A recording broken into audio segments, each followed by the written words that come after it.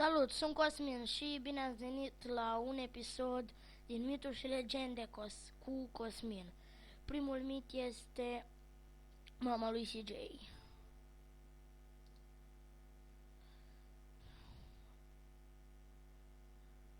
Da, așa face la mine.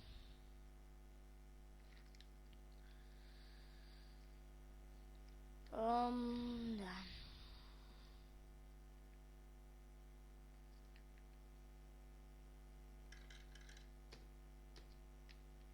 Grand Theft Auto San Andreas.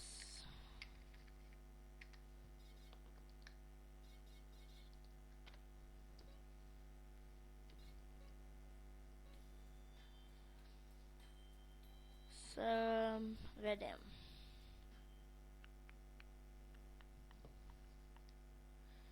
Da, Bandicam-ul la mine nu poate filma mai mult de 10 minute.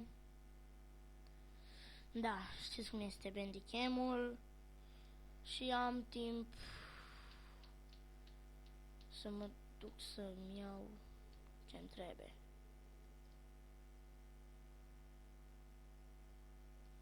O să încep investigația de aici. Lăs parolele.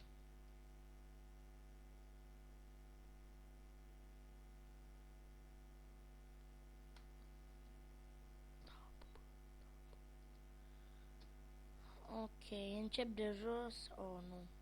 Da, și aici poate să fie un indici. Se spune dacă tragi în oglinda apare mama lui CJ. Nu a apărut deloc.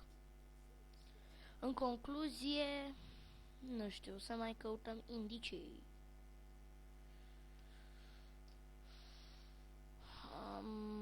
Aici nu-i nimic.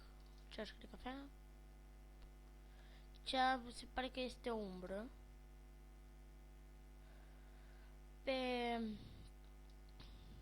Pe consolă scrie KJMD, CJ Mother Dead, tragem foto.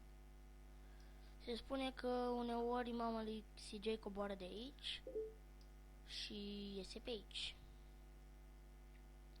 Sus mai este un indiciu. Mâța fără picioare. No, bun. Hai. E pentru a doua oră când mă duc acilea.